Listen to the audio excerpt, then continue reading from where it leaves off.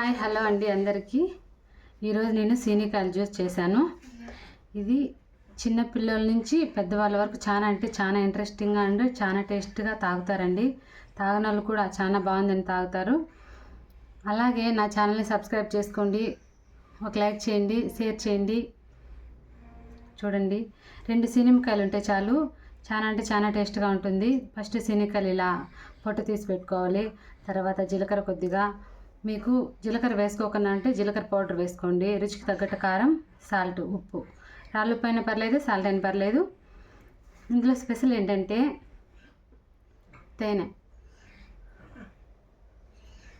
2 స్పూన్లు వేసుకోవాలండి. నేను ఆల్రెడీ 5 minutes బ్యాక్ జ్యూస్ చేసి పెట్టానండి. చూడండి, అది ఈ విధంగా చేశాను.